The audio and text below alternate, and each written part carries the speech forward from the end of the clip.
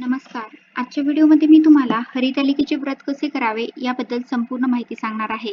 त्यामध्ये हे व्रत कोणी करावे, कसे करावे, हरितालिकेचा उपवास कसा करावा, दिवसभर काय खावे, काय खाऊ नये, उपवास कधी सोडावा, जर स्त्रियांना अडचण असेल तर ही पूजा करावी का, उपवास करावा का, याबद्दलची संपूर्ण माहिती सांगणार आहे. पण त्याआधी तुम्ही चॅनलवरती नवीन असाल तर चॅनलला लाईक करा आणि सबस्क्राईब देखील करा. कमेंटमध्ये श्री स्वामी समर्थ किंवा हर हर महादेव लिहायला विसरू नका. यंदा हरितालिकेचे व्रत मंगळवार दिनांक 26 ऑगस्ट 2025 रोजी केले जाणार आहे. म्हणजे गणेश चतुर्थीच्या आदल्या दिवशी भाद्रपद शुक्ल तृतीयेला हरितालिका असे म्हणतात. हरितालिका तृतीयेचे व्रत शंकर पार्वतीला समर्पित आहे. त्यामुळे हे व्रत सर्वात श्रेष्ठ मानलं जातं आणि हे हरितालिकेचं व्रत असं आहे की जे सुवासिनी आणि कुमारिका दोघीही करू शकतात. तर हे व्रत कशासाठी केलं जातं तर सुवासिनी स्त्रिया पतीच्या दीर्घायुष्यासाठी, कुटुंबाची प्रगती आणि सुख समृद्धीसाठी करतात आणि कुमारिका मुली चांगला मनासारखा जोडीदार मिळावा म्हणून उपवास करतात. कारण माता पार्वतीने हे व्रत भगवान शिवाला पती म्हणून प्राप्त करण्यासाठी केले होते. देवी पार्वतीची कठोर तपश्चर्या पाहून भगवान शिव प्रसन्न झाले आणि पार्वतीला पत्नी म्हणून स्वीकारले. तेव्हापासून कुमारिका मुली चांगला वर मिळवण्यासाठी आणि विवाहित स्त्रिया अखंड सौभाग्यासाठी हे व्रत करतात आणि हे व्रत करत असताना स्त्रियांनी काही गोष्टींची काळजीही घ्यायची आहे आणि काही नियमही पाळावे लागतात. कारण या व्रतासंबंधी काही नियमही आहेत. त्याचे जर आपण पालन केले तर आपल्याला या व्रताचं संपूर्ण फळ मिळेल. हरितालिकेचा उपवास एकदा जर धरला तर तो सोडता येत नाही.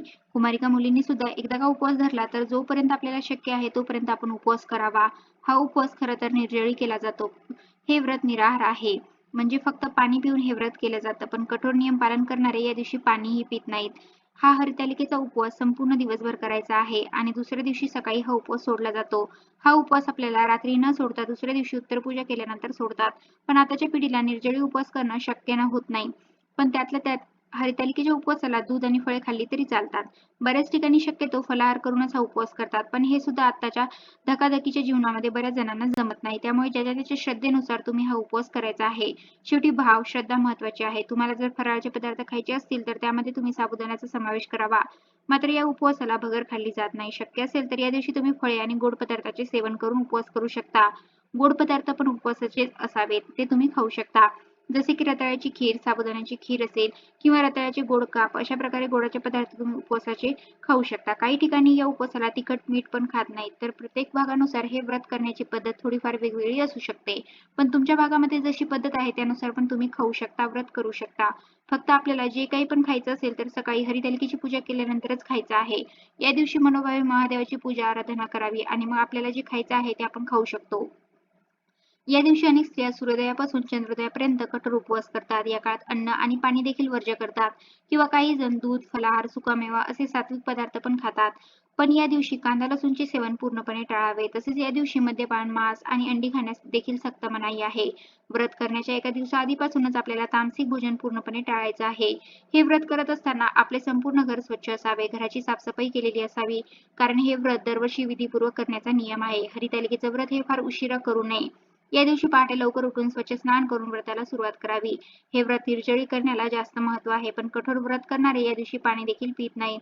परंतु शरीराला सहन होत नसेल किंवा आजारी व्यक्ती असेल, गर्भवती स्त्रिया असतील, यांनी आपापल्या गरजेनुसार व्रत करावे किंवा ज्यांचे लहान मूल असेल, ज्या गर्भवती आहे त्यांनी खाऊन पिऊन उपवास करावा. एकदा का हरितालिकेची पूजा झाली की हरितालिकेची कहाणी अवश्य वाचावी किंवा ऐकावी. त्याशिवाय हे व्रत अपूर्ण मानलं जातं. तसेच या व्रतादरम्यान ज्या स्त्रियांना काही अडचण असेल म्हणजे मासिक धर्म चालू असेल किंवा सुतक असेल तर त्यांनी उपवास जरूर करावा. मात्र या दिवशी व्रताची मांडणी किंवा पूजा करू नये. उपवास केला तरीही चालतो. त्यामुळे या व्रतामध्ये खंड पडत नाही. पण या दिवशी हरितालिकेची कहाणी मात्र नक्की ऐकायची आहे. मग ती मोबाईलवरून तुम्ही ऐकू शकता किंवा कोणी वाचत असेल तर त्यांच्याकडून ऐकली तरी चालेल. असं म्हणतात की हरितालिकेची कहाणी जरी फक्त ऐकली तरी आपल्याला या व्रताचं फळ मिळतं. या दिवशी व्रत करणाऱ्यांनी क्रोध, थट्टा, वायफळ, बडबड कोणाचाही अपमान होईल असे अजिबात वागू नये. या व्रतादरम्यान राग, ईर्ष्या, क्रोधापासून दूर राहावे असे सांगितले आहे.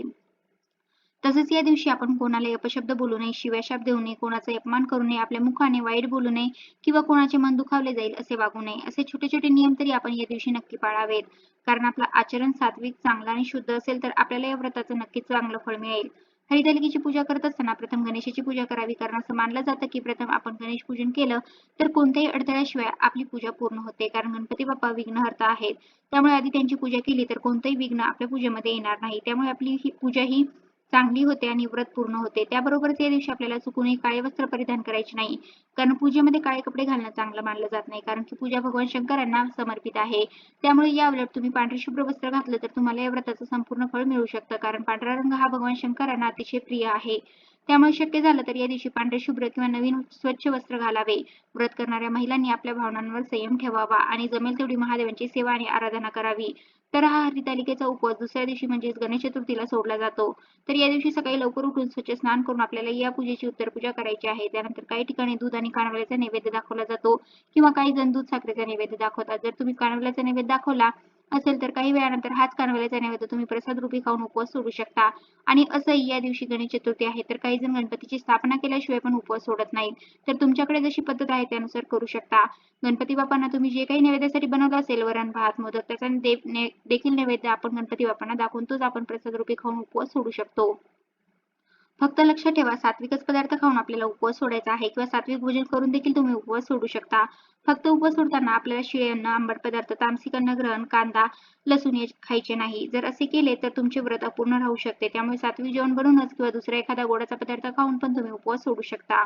तर अशा प्रकारे आजच्या व्हिडिओमध्ये मी तुम्हाला हरतालिकेचे व्रत कसे करावे याबद्दल संपूर्ण माहिती सांगितलेली आहे.